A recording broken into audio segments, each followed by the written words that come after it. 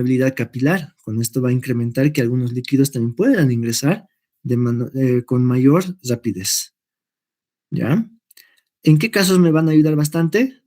En la anafilaxia, edema de la vía aérea. Prácticamente este medicamento está siendo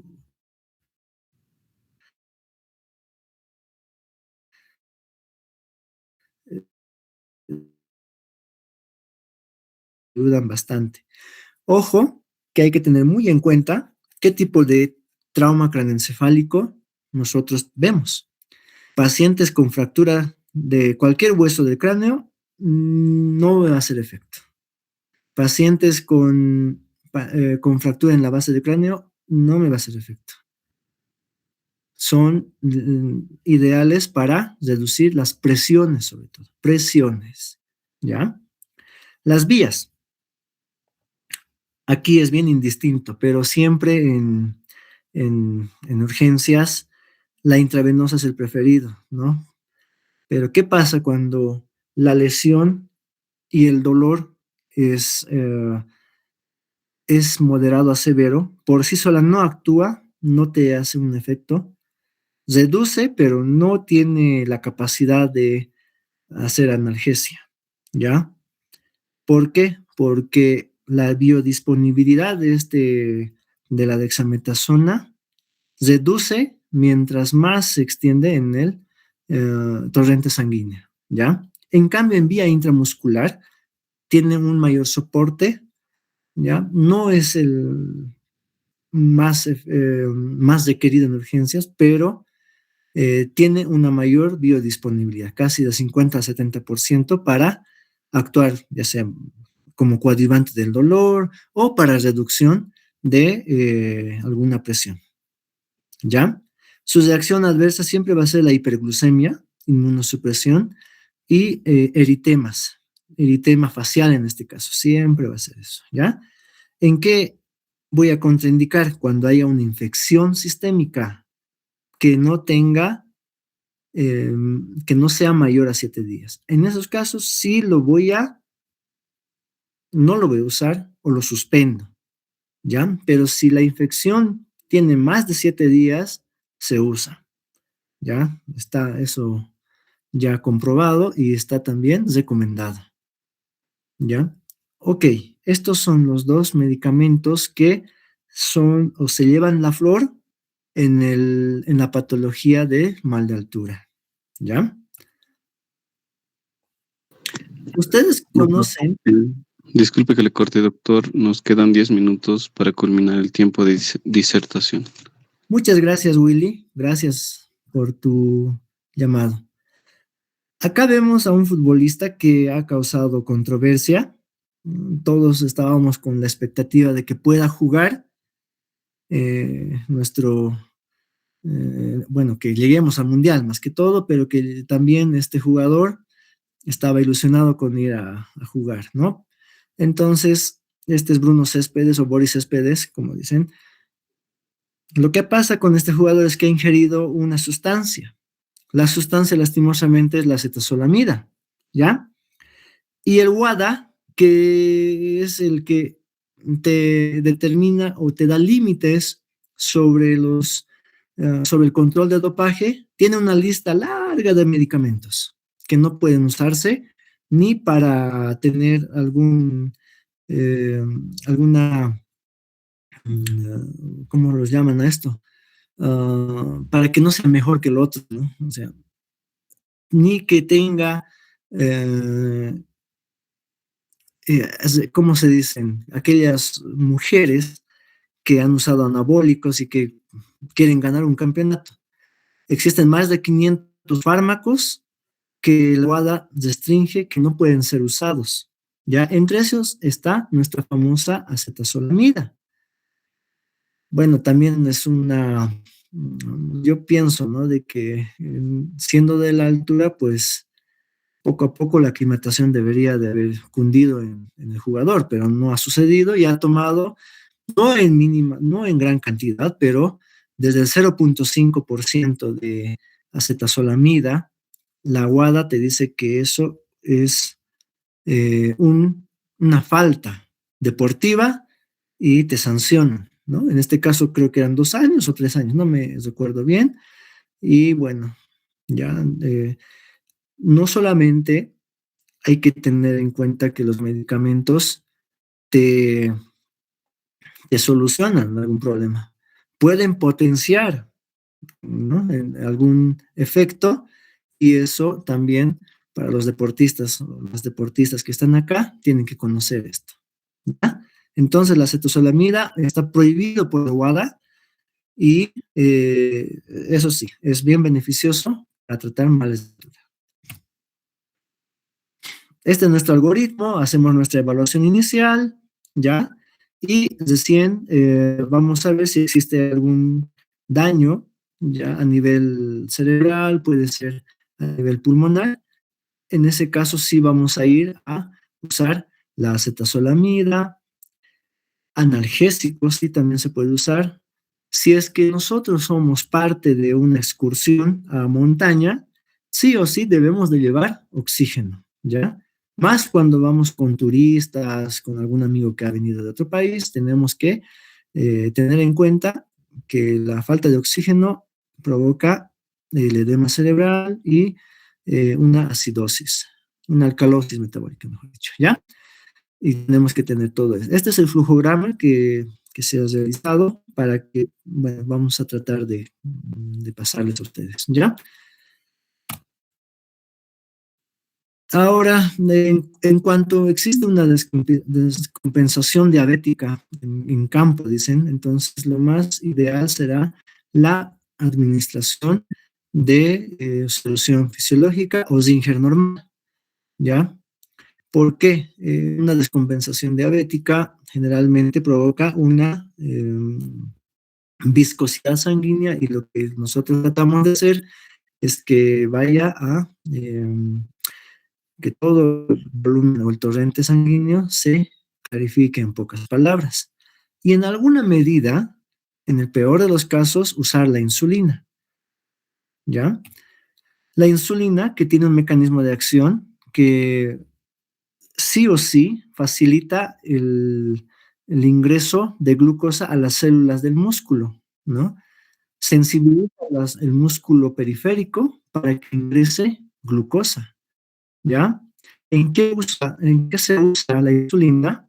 Va a ser una cetoacidosis diabética, una hiperglucemia severa, una hipercalemia, en un control metabólico, en urgencias, ¿ya? La vía es bien controversial. En cada centro hospitalario tienen un protocolo para la insulina. Existe una infinidad de insulinas, L-aspartato, que nos ayudan en alguna medida a determinar para qué paciente se va a usar, ¿ya? Pero generalmente por infusión se pone 0,1 unidades internacionales por kilogramo en bolo. Esto es para rectificar la, la hiperglicemia, ¿ya? Luego se seguirá con una dosis de mantenimiento de 0,1 unidades por kilogramo hora. Esto es en infusión continua, ¿ya? Por vía subcutánea, entonces se puede administrar um, toda una bomba, ¿no? ¿Ya? ¿Cuáles son los efectos adversos? La hipoglucemia es un efecto rebote si tienen la insulina, la hipocalemia, o sea, disminución de potasio, y raras veces provoca, digamos, una reacción a nivel local en el sitio de inyección, ¿ya? En cuanto a uso de medicamentos, bueno, la generalidad que se da en embarazadas, ¿qué tipo de soluciones podemos usar? ¿Ya? La solución salina, sin el lactato, como usted dice, se usa, pero con monitorización, ¿ya?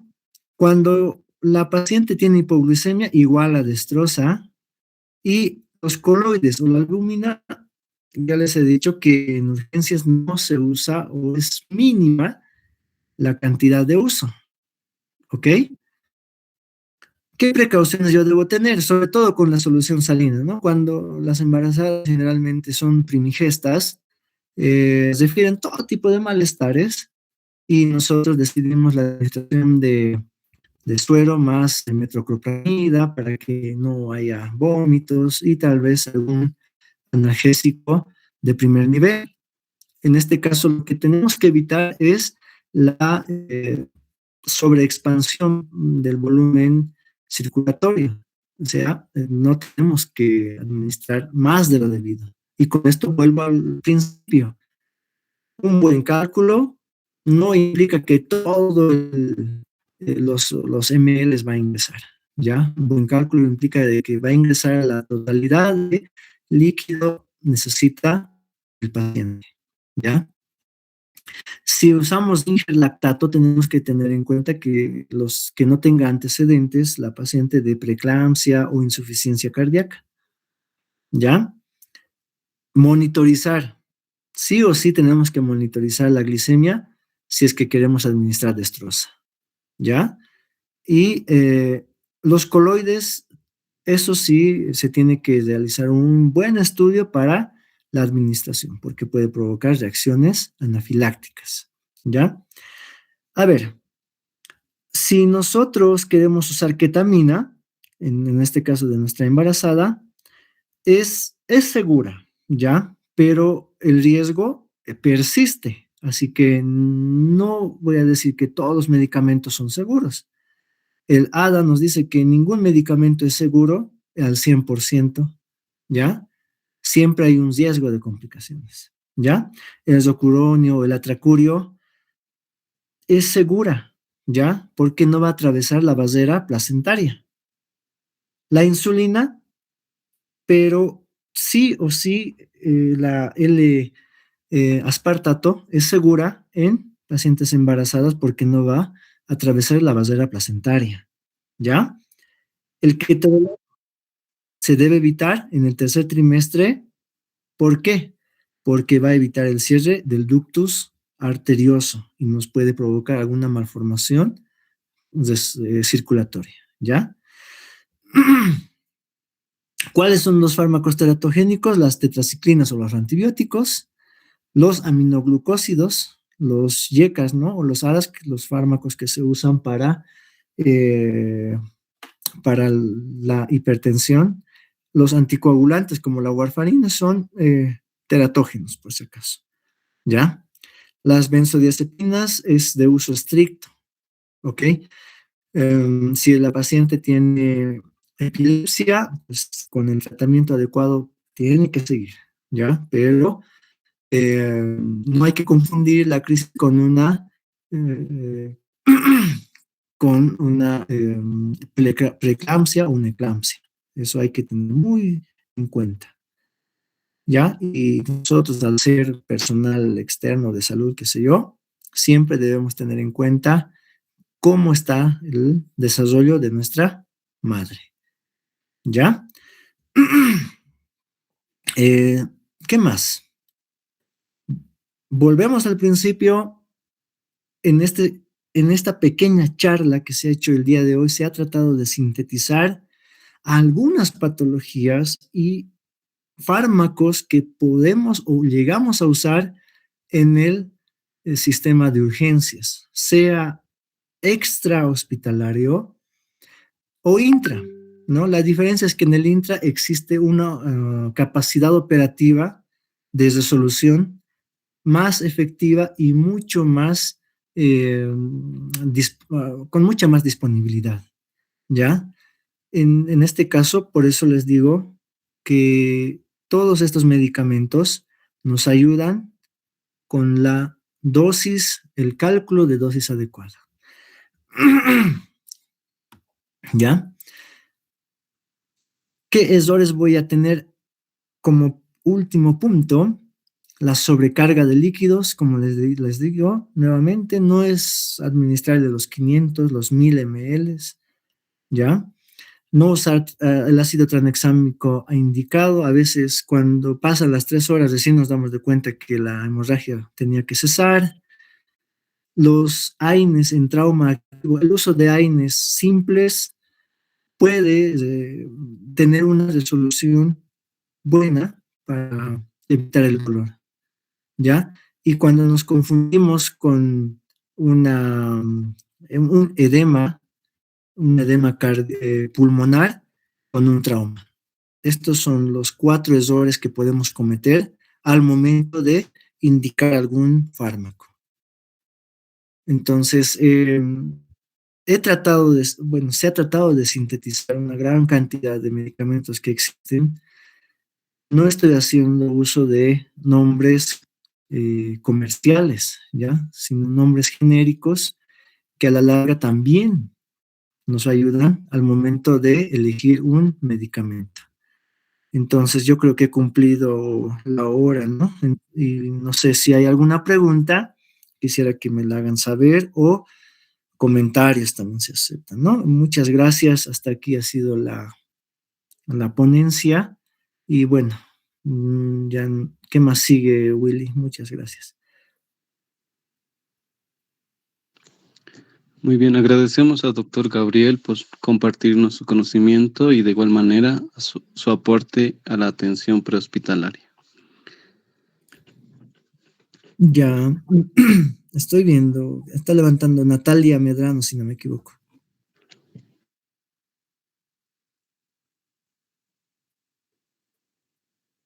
Adelante, Natalia.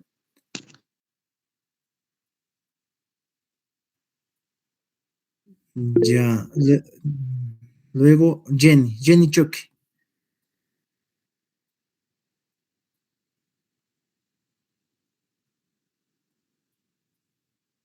Jenny, bueno.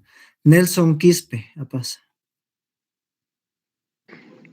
Sí, doctor, quería preguntarle si Harman, la solución Harman es lo mismo que la Zinger lactato. Harman, igual que Zinger lactato. Eso dices, ¿no? ¿Sí es lo mismo o es otro? Harman también tiene, aparte de lo que hemos comentado con el Zinger lactato, tiene otros aminoácidos. Ya, tiene otros aminoácidos que también nos ayudan a la expansión del volumen circulatorio. No es lo mismo, prácticamente son similares, ¿no? Gracias, doctor. ¿Alguien ha levantado la mano, si no me equivoco? No, ya no hay nadie. Bueno, no sé, espero que, bueno, siempre les digo a los que están cursando que les mate la curiosidad, por lo menos, ¿no?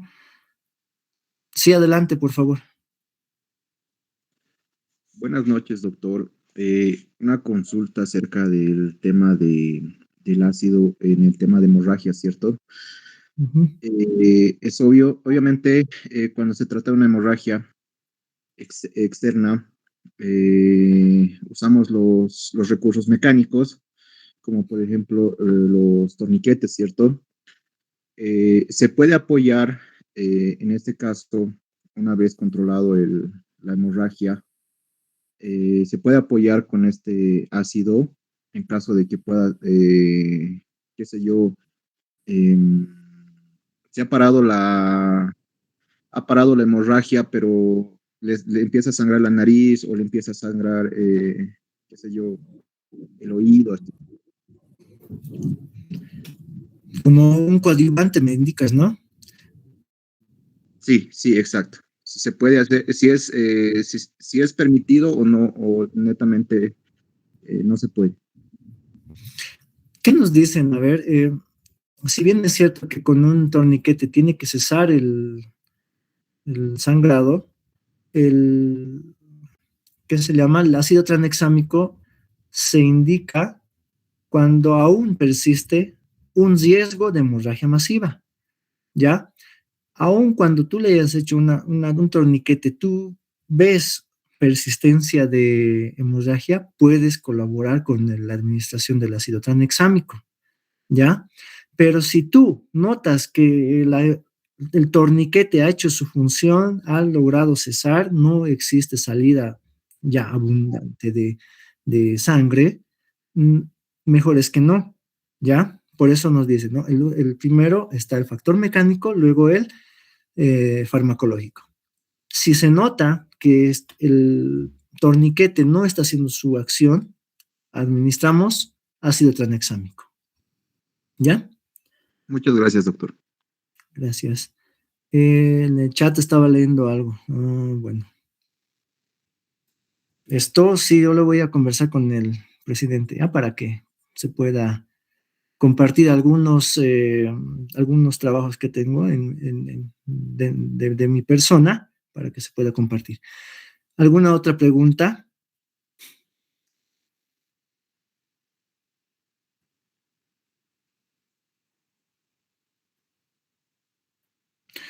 No sé, ¿qué más sigue, Willy? Muchas gracias nuevamente. Nuevamente, gracias, doctor, por su aporte a la atención prehospitalaria.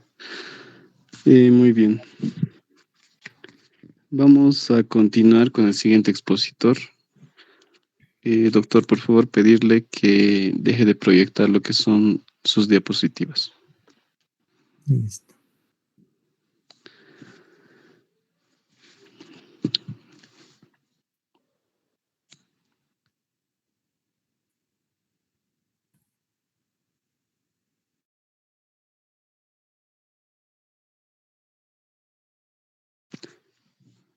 Damos la bienvenida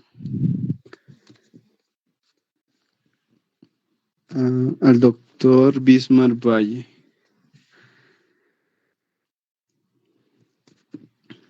Doctor Bismar Valle tiene reconocimientos como bioquímico farmacéutico, instructor clase B, técnico en urgencias médicas, docente de laboratorio, TICS, docente TICS químico sanguíneo, diplomado Profocom, docente profesional.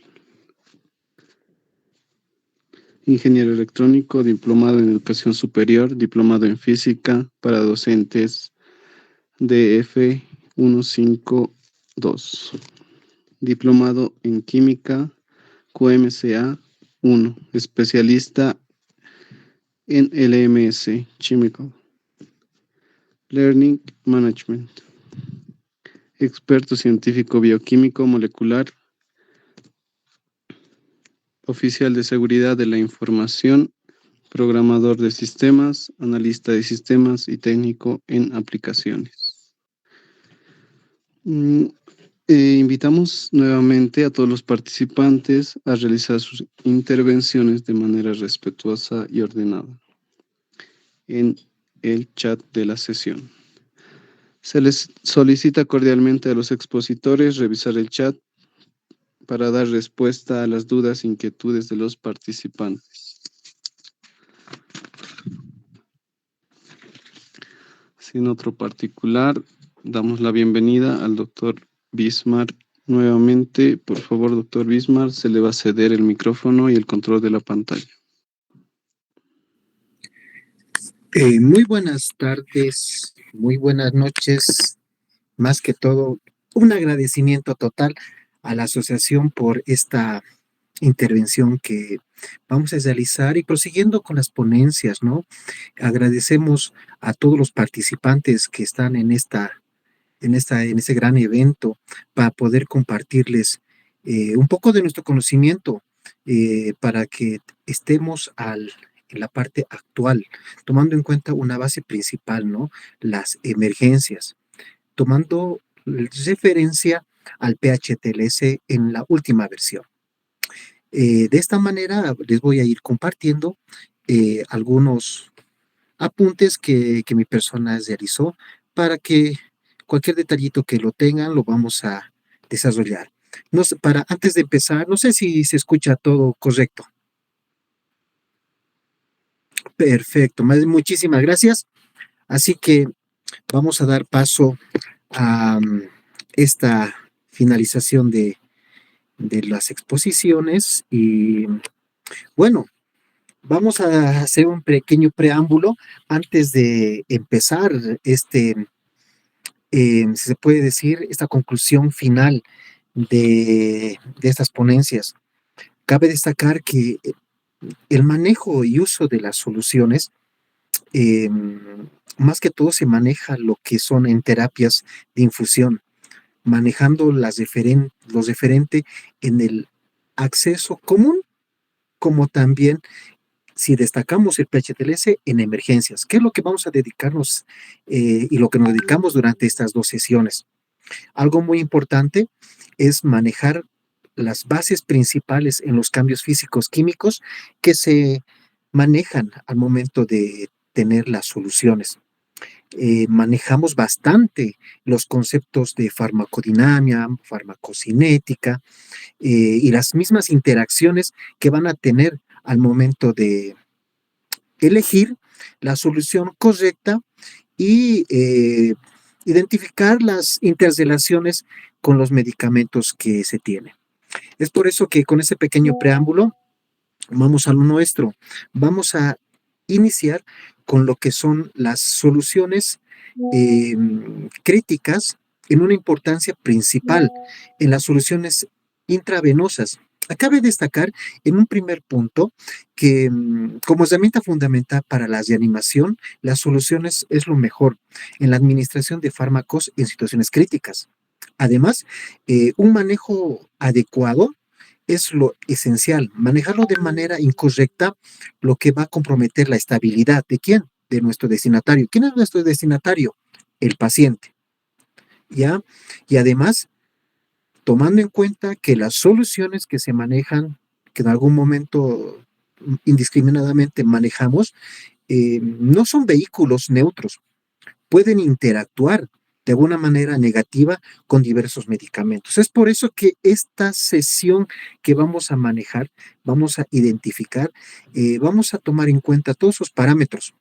Un poco vamos a recapitular aquellos conceptos que desde la primera sesión con el doctor Arpita, con el licenciado Freddy, con el doctor, también hemos visto y hemos podido presenciar. Sí, el doctor Gabriel mencionó bastantes conceptos que lo vamos a aterrizar en esta sesión. Es por eso que como herramienta fundamental para la reanimación, como podemos ver, manejamos 3 puntos importantes en el acceso vascular, como sistema de infusión y base principal de los protocolos de PHTLS en la última versión. Ya, en la primera, como base fundamental en acceso vascular, en el manejo de los catéteres que generalmente se los utiliza de 14 y 16G y en casos muy extremos para un acceso rápido en críticos en los intraóseos. Como sistemas de infusión que ya hemos mencionado, es la utilización y el manejo de bolsas de cristaloides. En este caso, los más usuales de primera línea, la solución salina Ringer lactato, que también sería muy importante manejar lo que son las bombas de infusión y los reguladores de flujo. Algo muy importante para destacar, y eso es lo que vamos a ir destacando, vamos a ir repitiendo toda esa sesión, que es la utilización de soluciones que genial sería que estén calentadas, que estén a una temperatura adecuada para que pueda hacer una buena sinergia con el cuerpo. ¿Para qué? Para poder evitar las hipotermias. Es por eso que según el protocolo, los protocolos de PHTLS en su última versión, se va a manejar lo que son las bolsas de cristaloides y lo que se va a evitar, lo que es el reducir el exceso, el manejo excesivo de esto que va a ocasionar las coagulopatías y la hipotermia. Algo que destacar es el manejo inadecuado que puede comprometer también la estabilidad del paciente. Es decir, que al no manejar de una manera correcta, al no elegir de una manera correcta, va a involucrar ¿qué? Va a involucrar lo que es a una vía aérea, el manejo excesivo de estas soluciones. Además, el acceso tardío de la misma infusión que vamos a poder inducir. Y si manejamos los fármacos, Si no hemos elegido correctamente, va a haber una consecuencia que puede darse en la depresión respiratoria, puede darse en la pérdida de oportunidad en la misma terapéutica en un determinado tiempo establecido. Es por eso que las soluciones, como les había indicado hace unos instantes, por su misma composición química, pueden alterar ciertos medicamentos, ¿sí? Según el PHTLS, va a enfatizar la elección correcta del fluido para que pueda tener un criterio correcto y las alteraciones sean mínimas y las consecuencias van a ser casi nulas. Pero en emergencias es bien distinto. Si manejamos lo que son las interacciones en las soluciones intravenosas, ya habíamos mencionado que no son soluciones neutras como tal, porque en cierta manera pueden interactuar negativamente con medicamentos. Pueden darse en tipos de soluciones intravenosas que durante estas sesiones estamos yendo constantemente, estamos dando a conocer, estamos indicando entre los cristaloides, los coloides y las soluciones hipertónicas. ¿Para qué? Si es que va a tener alguna alteración. Y esta alteración va a tener alguna consecuencia clínica en la compatibilidad de la mezcla, en alguna toxicidad, en ese riesgo, y lo que se necesita, medidas preventivas, como en el cambio de pH, manejo de correctamente los problemas de la coagulopatía, o como también la monitorización correcta y utilizar el protocolo correcto. Bastante al momento de inducir nuestras soluciones. De esa manera les presento una gráfica que va resumiendo lo que les había mencionado en la alteración de los fármacos y las mismas consecuencias que se puede proporcionar.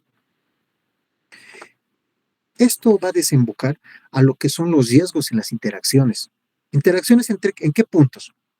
Cuando va a obstruir un acceso venoso, cuando va a reducir o anular el mismo efecto terapéutico, o va a generar, en cierta manera, algunos compuestos nocivos y que va a ocasionar la terapéutica y los fallos que van a dar a esta, ocasionando intervenciones críticas, tomando en cuenta los puntos de precipitación, inactivación química y la toxicidad a fallo.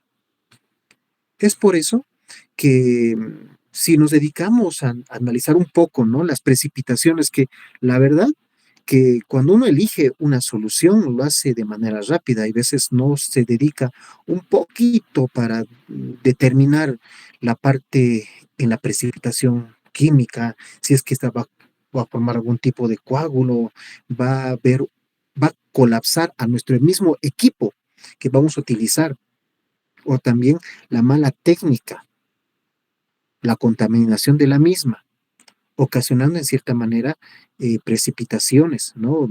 Que el medicamento no sea compatible con la misma solución, ocasionando que va a dar mezclas distintas, viscosas, que en este caso va a hacer que en cierta manera a nuestro paciente, en vez de ayudarlo, le vamos a dar algo más grave, ¿no? Es por eso que tener una buena técnica, elegir la misma solución es lo elemental para poder tratar a nuestro paciente en emergencias. Como por ejemplo, ¿no?, algo que se maneja bastante es la mezcla del calcio, como el que manejan mencionaban hace unos instantes en la anterior ponencia el doctor, que involucraba el zinc lactato, ¿no? La interacción de con fosfatos o bicarbonato, el cual, ¿qué va a producir? Va a producir algunos precipitados, son insolubles y que en cierta manera a, va a bloquear el acceso venoso. Exacto.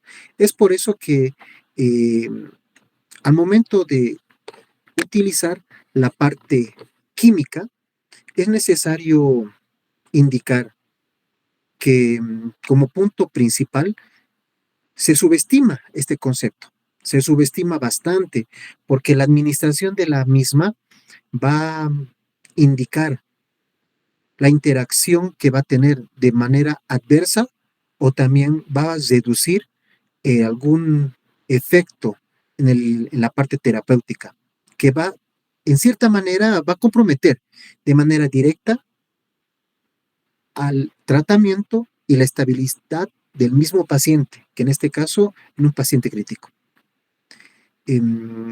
Destacamos en la misma inactivación las reacciones ácido-base, la oxidación y reducción, la precipitación y la formación de complejos y la absorción al material del sistema intravenoso. Pues si hablamos bastante en los conceptos en la reacción ácido-base, lo que es el pH, va a indicar, va a ser más sensible a por el uso de esta correlación ácido-base, como por ejemplo al momento de usar la adrenalina y el bicarbonato, pues esta no se debe mezclar, porque en cierta manera el bicarbonato se va a alcalinizar, que alcaliniza la solución y en cierta manera va a actuar, va a desactivar a la adrenalina. ¿Y qué es lo que nos va a dar? La pérdida del efecto vasopresor.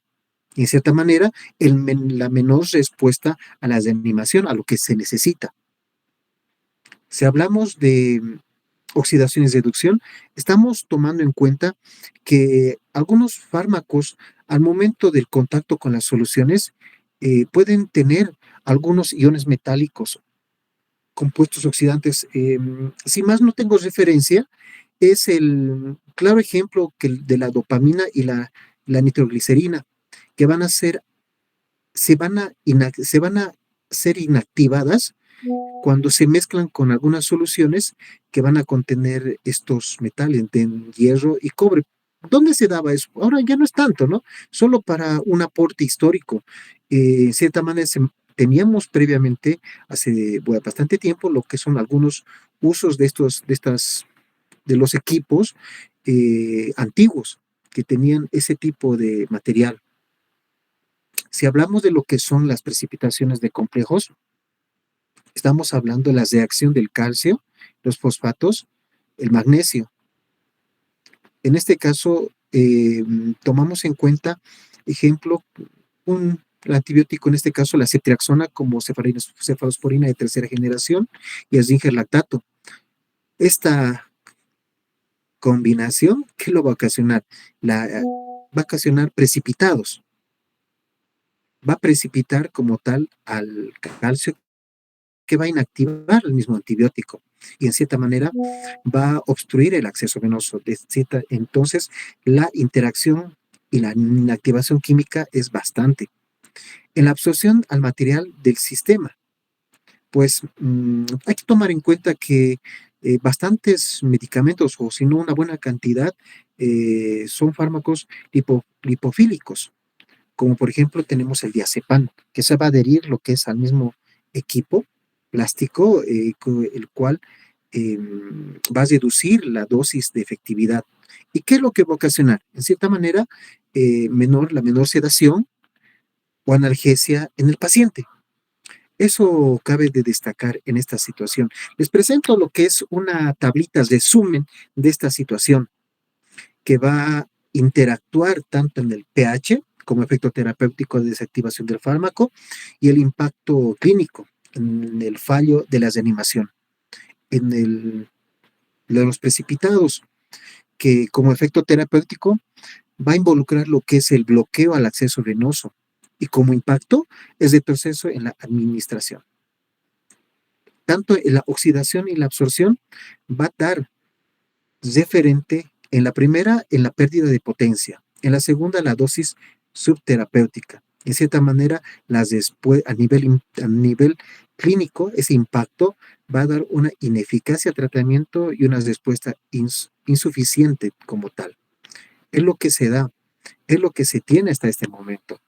Es por eso que podemos ver en la gráfica, durante estas sesiones, desde la primera intervención de la ponencia el día de ayer, el doctor Arpita ha ido mencionando la elección correcta, en este caso, de algunas soluciones, y la elección, la descripción de las mismas para distintos tipos de situaciones, desde una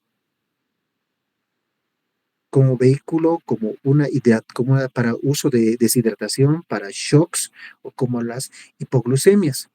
Vamos a ir describiéndolo, como ya mencionaron mis compañeros previamente, de una manera rápida para dirigirnos a lo que nos interesa bastante, que es la interacción con los medicamentos. Como por ejemplo, valga la aclaración, tenemos lo que es la solución salina al 9%, que a 0.9%, que en el cual, según el pH-TLS, lo que va a hacer es características sumamente importantes tanto en la composición como también en la osmolaridad y el pH. Claro ejemplo que es isotónico.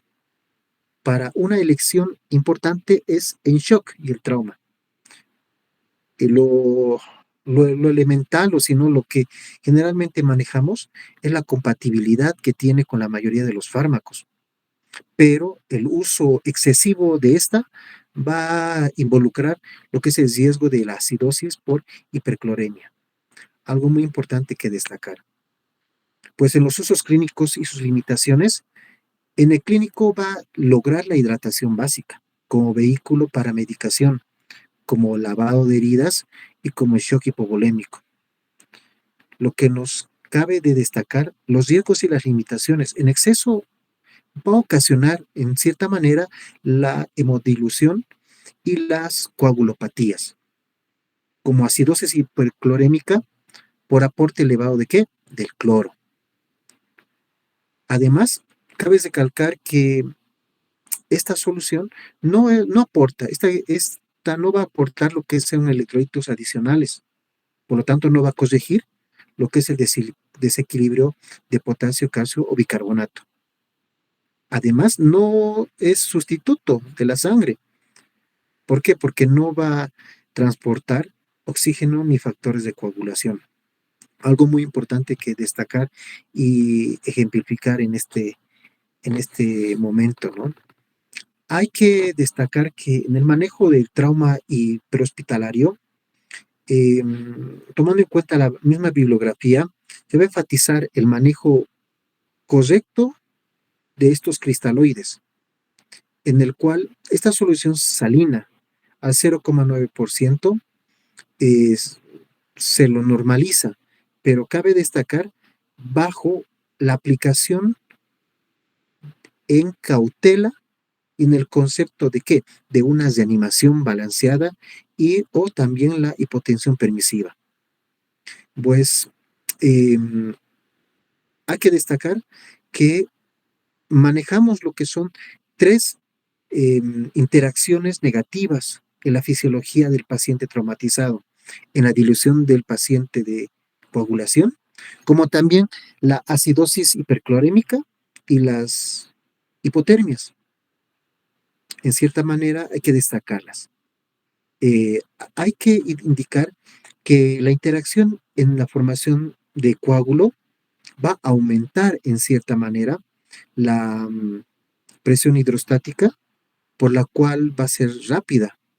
¿Y qué es lo que va a ocasionar?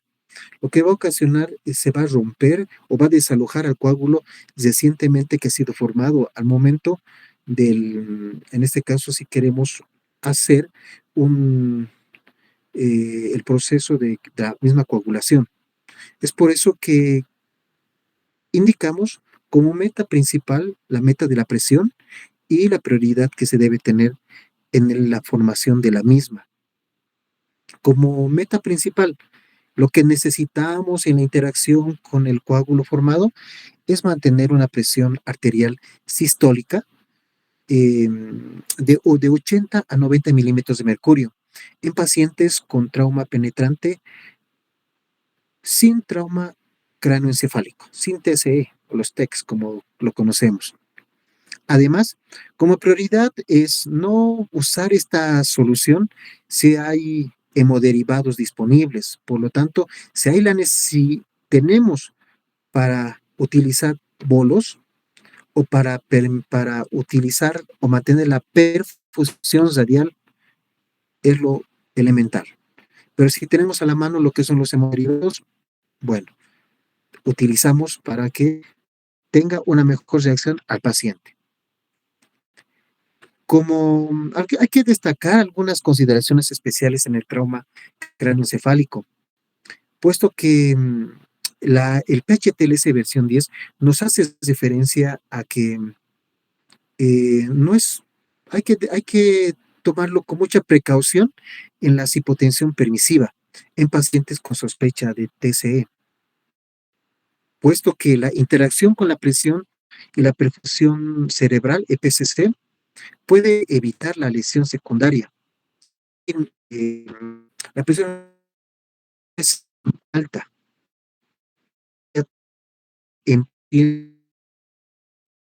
A 9 años, mayor de 100 milímetros de mercurio, o mayores de 110 para mayores de 70 años. Cabe destacar que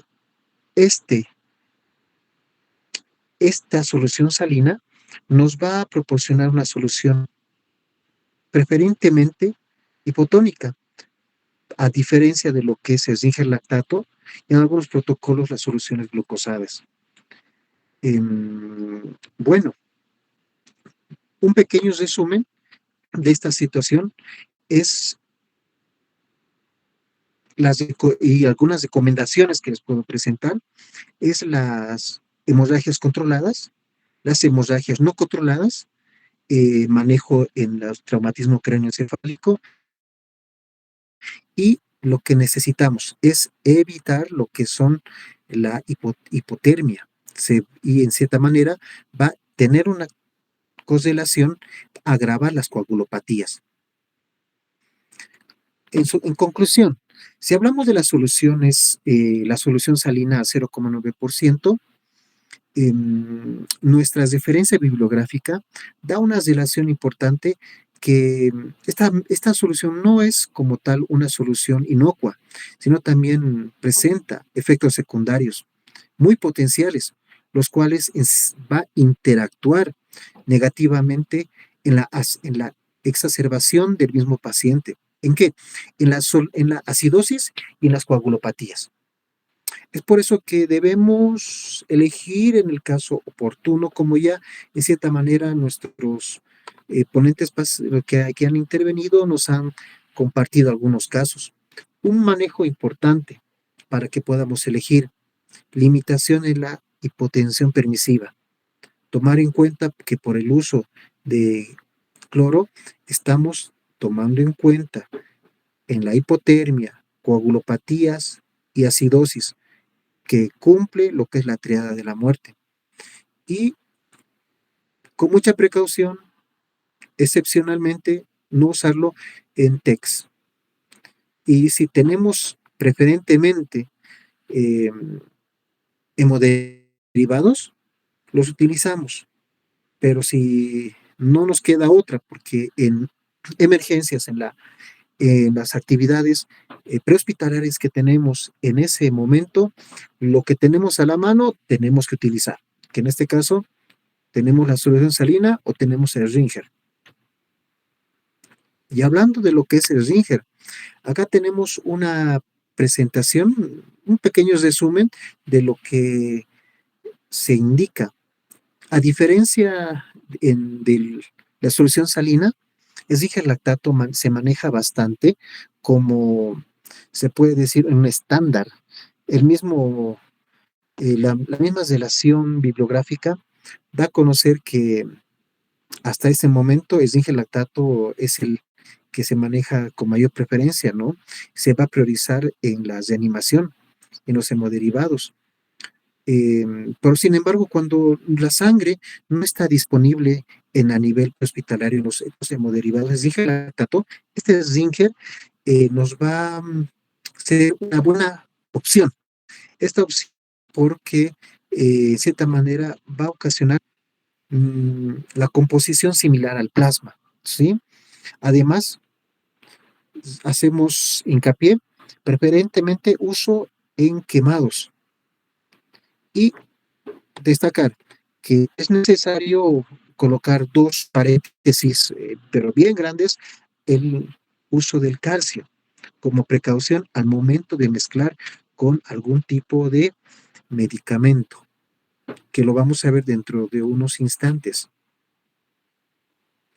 El manejo de una comparación entre Zinger lactato y la solución salina es la solución balanceada frente a la salina, porque va a prevenir la acidosis, va a lograr un perfil electrolítico.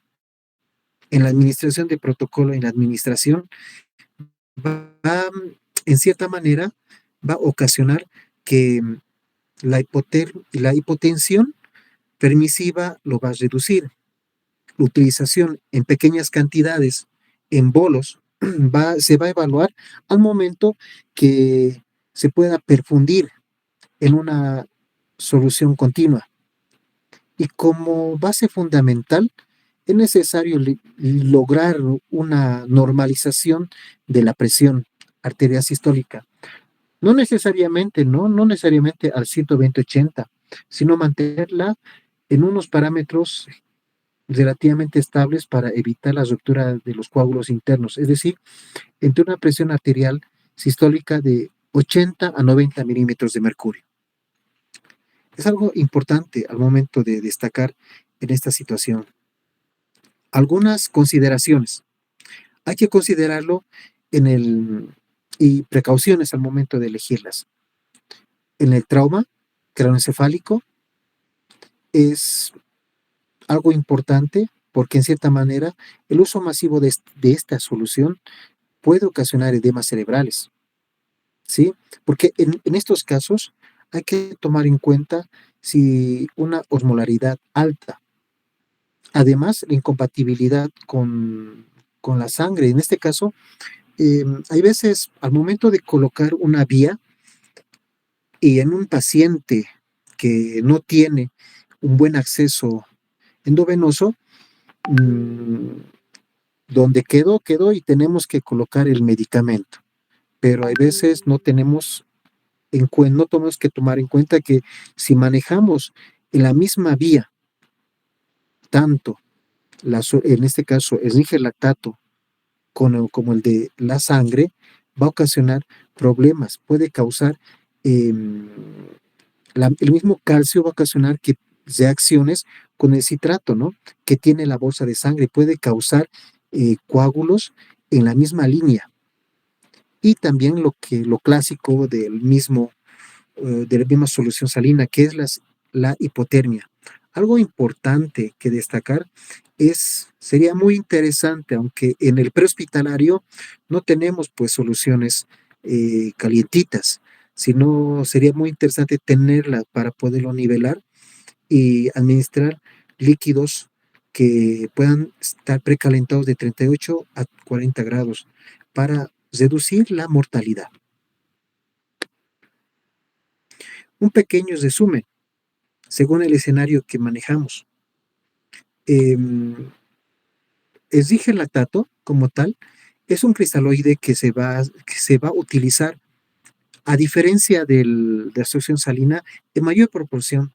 ¿Por qué? Porque va a evitar, en cierta manera, en casos de hemorragias, en shock hemorrágico, TEX y quemaduras. Va a evitar, en cierta manera, lo que son las acidosis y el cual debe utilizarlo, la misma solución como la solución salina, de manera limitada. ¿Sí? Es algo destacado porque todo en exceso es malo, eso es lo que nos han enseñado desde nuestra formación. Algo que destacar, el manejo de lo que son las coagulopatías va a reducir en cierta manera. Además, el manejo de lo que es la triada de la muerte va a poder, va a tener una relación, va a amortiguar la acidosis, va a metabolizar el lactato a bicarbonato y a nivel de la hipotermia debemos controlarla, pero no tenemos en ese momento. Lo ideal es que tengamos ya algo preparado. Por eso, al momento de la parte prehospitalaria, nosotros tenemos que tener la claridad de tener todo el material necesario para dar el mejor trato a nuestro paciente. Y si tenemos nosotros hemoderivados, preferentemente. Y si no hay, elijamos el necesario, que en este caso, preferentemente, el Zinger lactato. Esta comparación da a entender que el Zinger lactato, a diferencia de la solución salina, la compatibilidad crítica con algunos antibióticos es algo muy, muy importante por la misma precipitación, por las sales de calcio al momento de elegirlas. Por eso, a diferencia de la misma solución salina, va a interactuar con algunos antibióticos, que las vamos a ver al momento de describir esta interrelación farmacológica juntamente con estas soluciones. Si hablamos un poco, solo para mencionar, sí, un poco, vamos a mencionar un poco lo que son las soluciones glucosadas y la parte y lo que corresponde a las hipertónicas. Tomando en cuenta el pH-TLS, vamos a evitar en traumas craneales porque va a aumentar el edema cerebral y la lesión neuronal.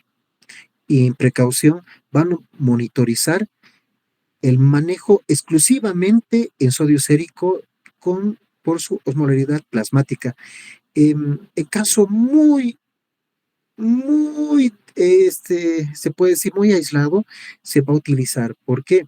Porque nos da una referencia que en escenarios cuando estamos en emergencia, no sabemos si el mismo paciente tendrá alguna descompensación a nivel glucémico o será diabético, compensado, controlado, en qué estará. Entonces no podemos nosotros perfundir a nuestro paciente estas mismas soluciones, pero es bueno conocerlo para tomar la decisión correcta.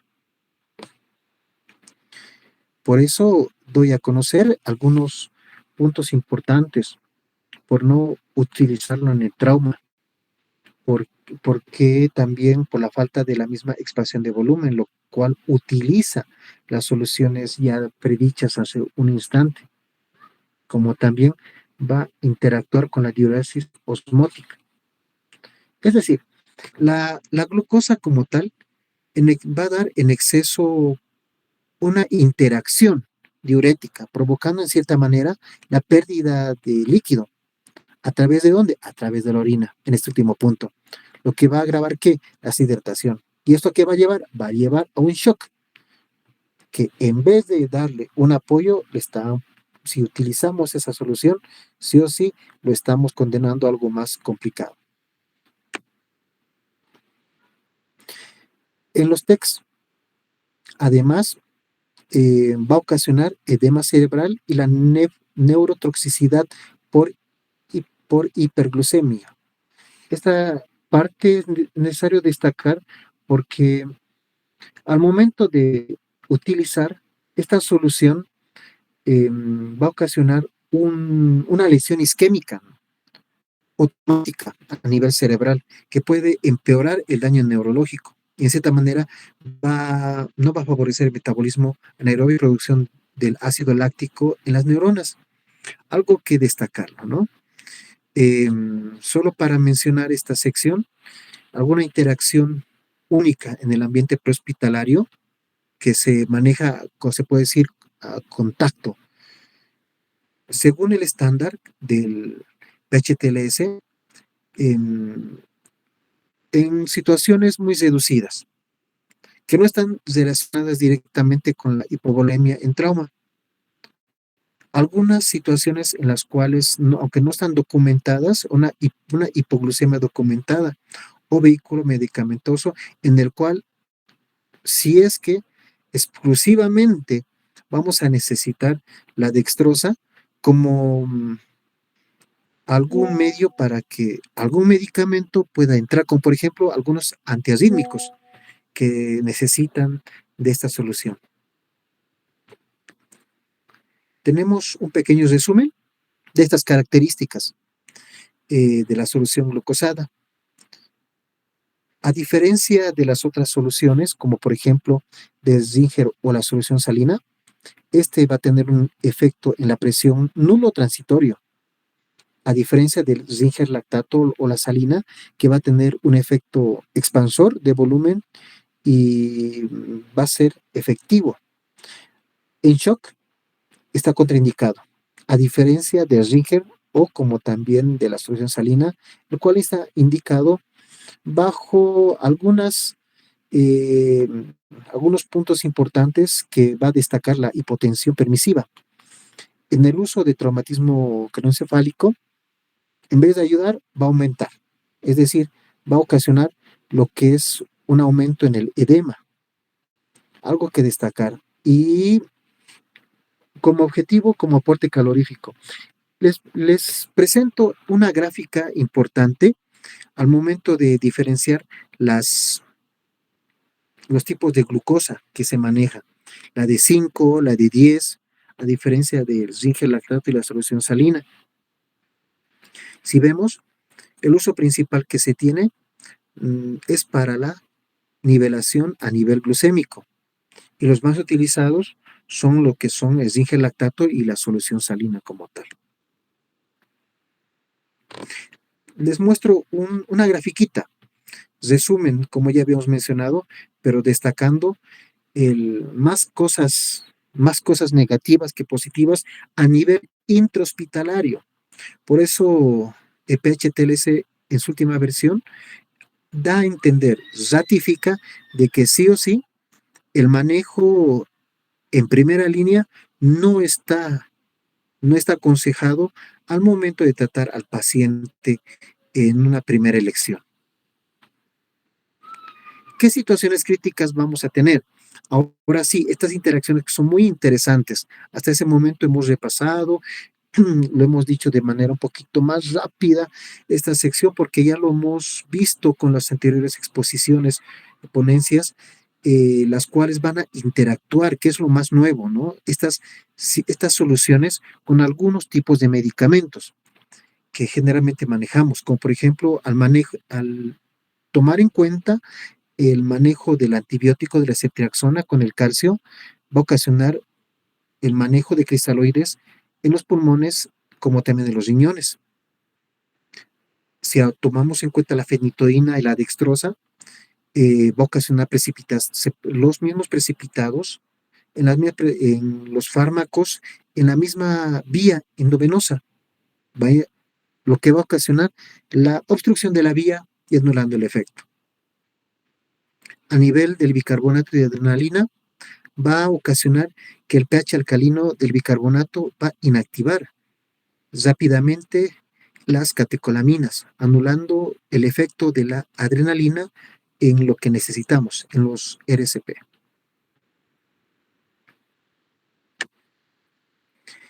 Esta grafiquita la describo en un momento, pero hasta este momento quisiera saber si se está escuchando todo correctamente. Para destacar, vamos a dedicarnos a este punto con mayor énfasis. ¿Va todo bien?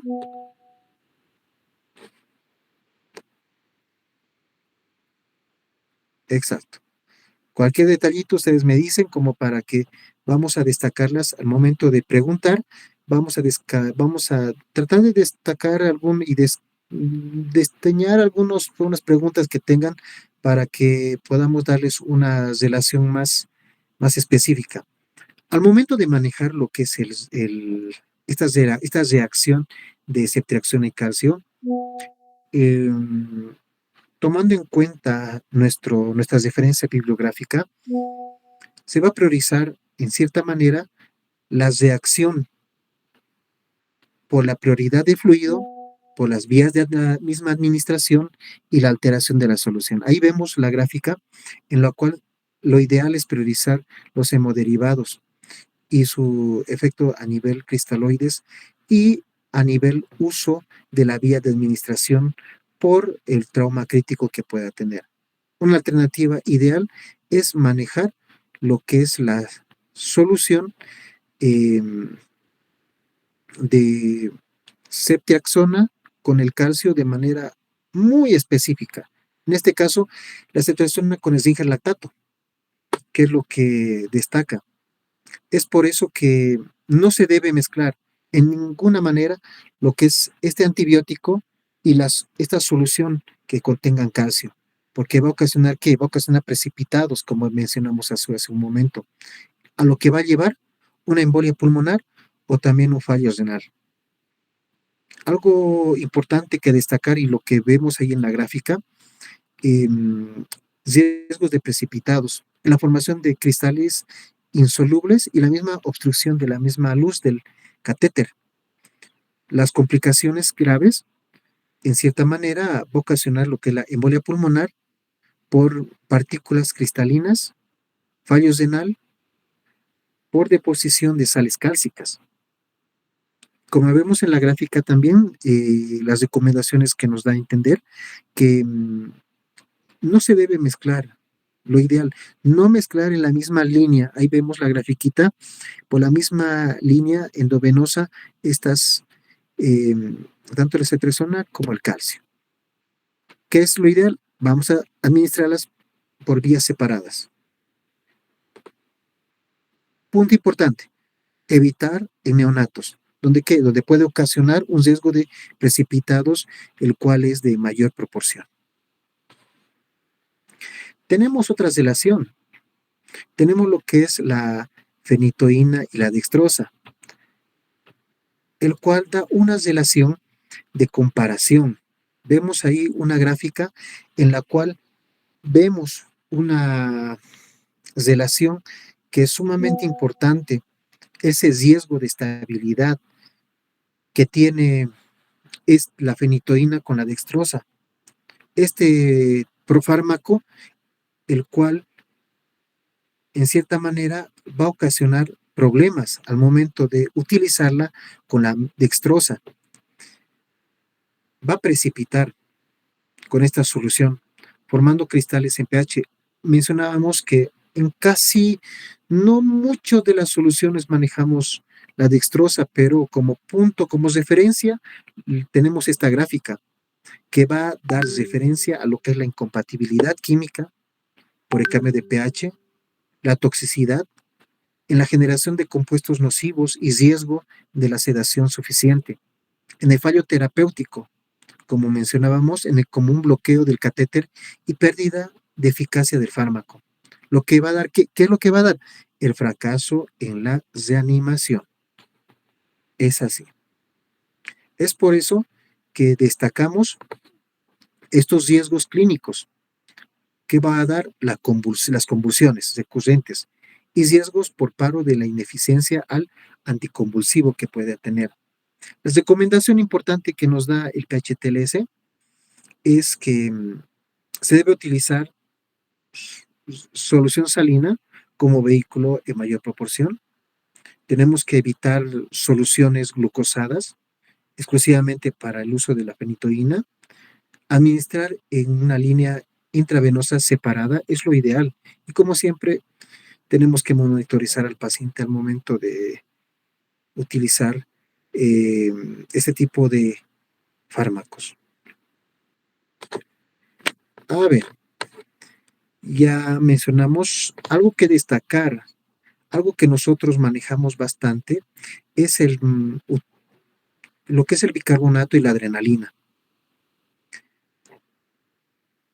En este punto nos paramos un momento, puesto que si manejamos este tipo de fármaco con el bicarbonato y la adrenalina, va a ocasionar en cierta manera, si manejamos en la solución la mezcla de bicarbonato y adrenalina, un cambio, anulando lo que es el mismo efecto por el cambio de pH. El efecto que nosotros tenemos, la adrenalina, lo que va a hacer, ese efecto lo va a anular, el efecto vasopresor. ¿Comprometiendo qué? Comprometiendo las mismas de animación. Va a ocasionar la inactivación química. ¿Qué quiere decir? Que el bicarbonato se va a elevar el pH, lo que va a desnaturalizar a la adrenalina. ¿Y qué va a ocasionar? Lo que menciona, les muestro esa gráfica, lo que es el riesgo y la pérdida del efecto terapéutico. Como fallo terapéutico, va a tener el efecto poco o nulo vasopresor, ocasionando el fallo en las mismas de animación necesaria.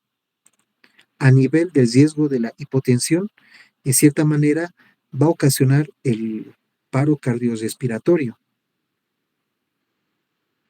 Algo que tenemos que recomendar, no tenemos que administrar por la misma línea. Ahí estamos dando continuidad a lo que mencionamos con la interacción con el fármaco pasado, con la glucosa, con la fenitoína. Además, monitorizar los signos vitales durante la perfusión es lo fundamental. Necesitamos vasopresores compatibles, como por ejemplo la norepinefrina, la dopamina, si es necesario. Pues esta gráfica nos hace una llamada de atención para convertir una intervención correcta y dejar a un lado lo que son las intervenciones críticas por fallo terapéutico, por elección de fármaco no estable.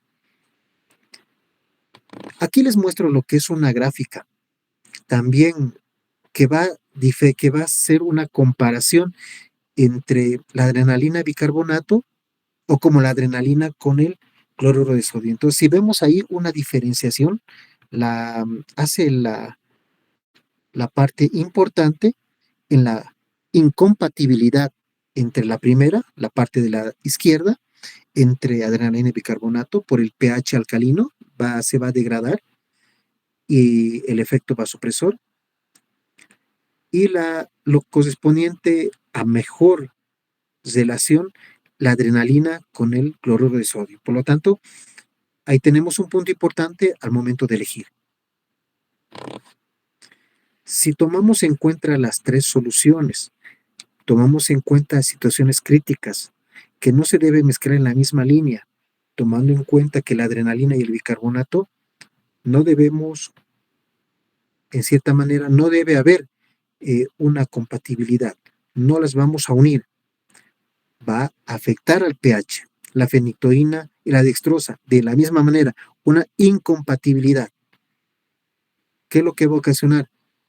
Precipitaciones cristalinas y bloqueo la luz del catéter.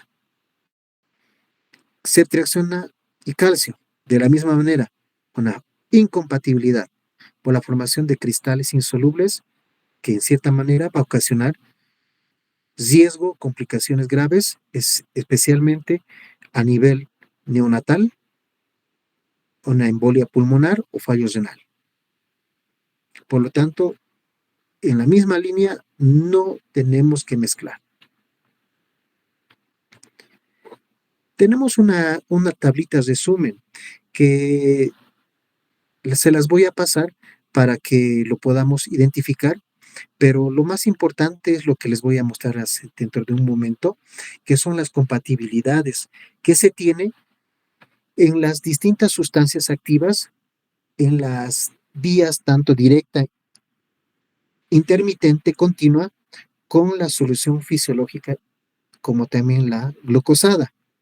En esta manera, manejamos, entre estas tenemos la adrenalina, tenemos la amicacina, la cefotaxima, la dopamina.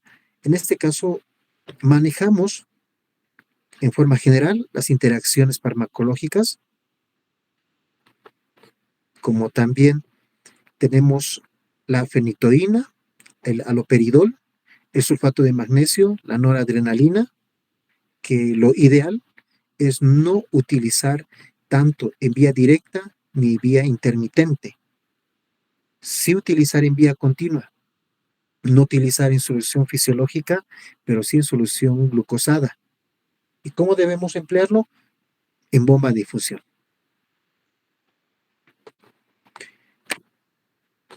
antes de ir al siguiente punto, cabe destacar que la Real Academia de la Universidad de la UCAM da a entender que la indicación, esta interacción farmacológica, va a depender bastante al uso clínico que vamos a utilizarlas. Es por eso que si hay la posibilidad también vamos a compartir, o es una lista extensa de este tipo en el cual les va a servir como relación al momento de querer comparar, de querer usar algún tipo de fármaco con alguna solución. Puede ser como mantenimiento o como también en una situación prehospitalaria que es de emergencia.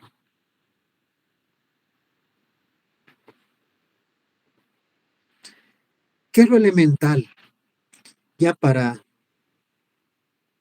concluir, algunos principios importantes en el PHTLS y la seguridad. Es necesario el control hemorrágico, evitar sobrecargas, la verificación continua y las reglas de seguridad. Estas reglas de seguridad en las cuales que hay veces en la aplicación diaria de prehospitalaria lo tomamos en cuenta. Lavamos las vías, la incompatibilidad y el protocolo estricto. Aló, sí, sí, sí. ¿Alguna relación? Ya vamos a terminar. Tenemos 2 puntitos más. Es necesario priorizar la seguridad. La compatibilidad clave es la supervivencia, pues las soluciones intravenosas no son solo vehículos, sino también son perfiles farmacológicos que van a interactuar. Además, el conocimiento técnico y la vigilancia en fármacos nos va a prevenir lo que son las complicaciones fatales en las emergencias. La seguridad en la administración intravenosa es un componente esencial en la excelencia a nivel clínica, puesto que la seguridad en la administración es lo principal, pues la compatibilidad salva vidas. Verificar antes de mezclar, porque la educación y la precisión y responsabilidad en cada infusión es lo principal. Bueno, chicos, en esta parte eh, cabe de destacar que la compatibilidad de los fármacos son sumamente fundamentales, pero no es a libre elección. Durante estas 2 sesiones, 2 jornadas, el equipo está tratando de darles a conocer que no es solo utilizar el medicamento, la técnica, la solución de manera indiscriminada, sino de manera precautiva, porque la compatibilidad salva vidas. Muchísimas gracias a los participantes y a todos los que todavía nos acompañan. Si tienen alguna duda, estamos dispuestos para despejarlas. Gracias.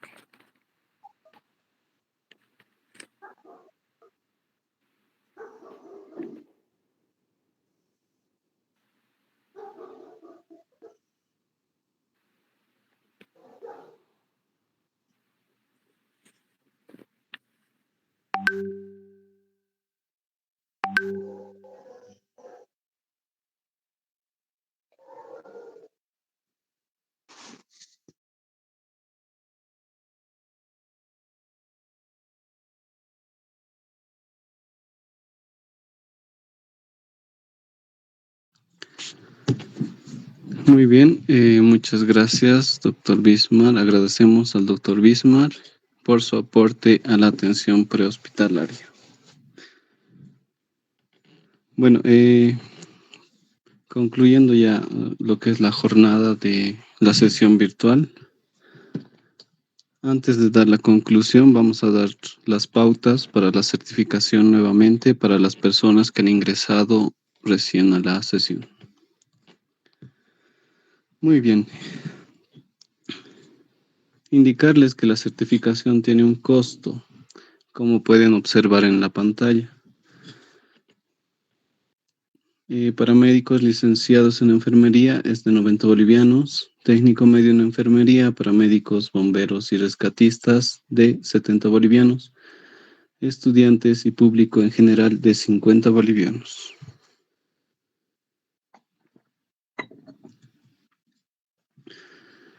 Los pasos para la certificación.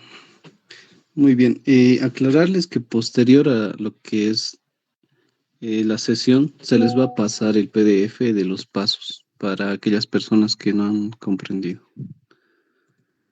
Muy bien, como paso 1, ustedes deben de mandar un mensaje de WhatsApp al 680-48-133 con el mensaje solicito el certificado del seminario virtual. Reiterarles nuevamente, en el paso 1, ustedes deben de mandar un mensaje al número de WhatsApp 680-48-133 con el mensaje solicito el certificado del seminario virtual. Una vez que personal administrativo haya recibido el mensaje, les va a mandar lo que es el código QR de pago. Posterior a eso, ustedes deben de seleccionar la categoría a la que corresponde. En el caso de médicos licenciados en enfermería, corresponde a la categoría de 90 bolivianos. Técnico medio en enfermería, paramédicos y bomberos, corresponde a la categoría 70 bolivianos. Estudiantes y público en general, corresponde a la categoría 50 bolivianos. Paso 3. Ustedes deben de mandar el comprobante de pago al número de WhatsApp. Una vez que ustedes hayan enviado el comprobante de pago, se les van a solicitar los siguientes datos. Denominativo que corresponde. Este puede ser doctor, doctora, licenciado en enfermería, técnico medio en enfermería, etc. También deben de mandar lo que es el nombre completo, en este caso Juan Pérez Velarde. Ustedes deben de mandar su nombre. También deben de adjuntar lo que es el número de carnet de identidad. Una vez que hayan concluido estos 4 pasos,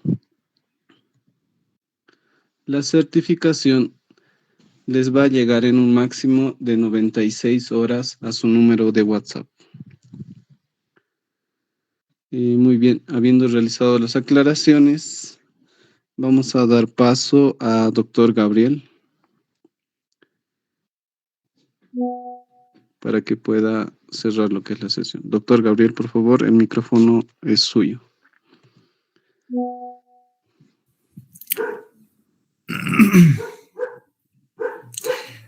Muchas gracias, Willy. Evidentemente, esta jornada de actualización de manejo de fármacos en urgencias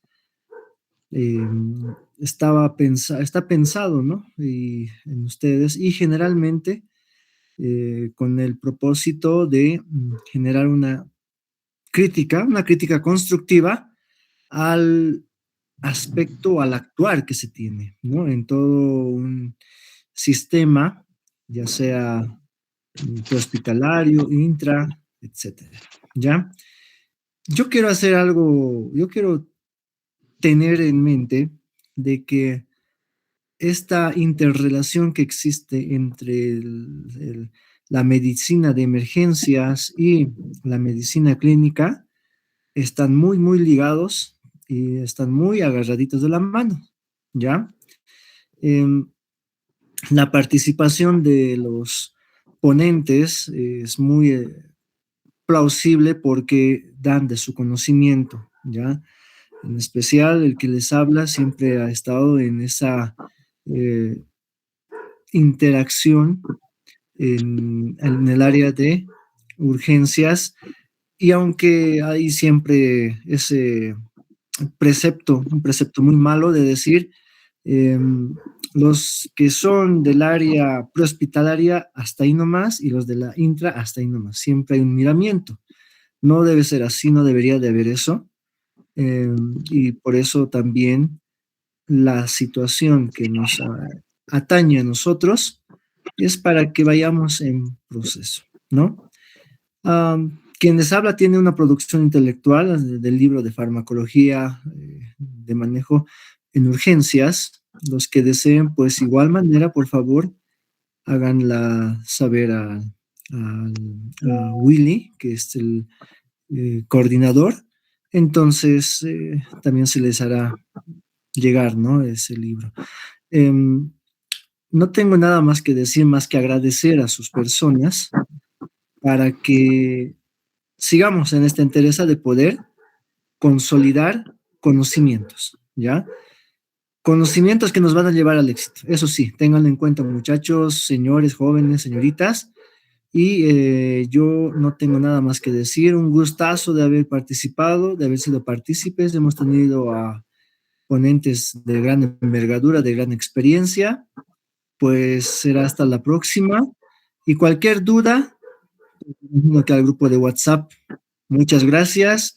Y bueno, esperemos que pasen estos conflictos. Muchas gracias.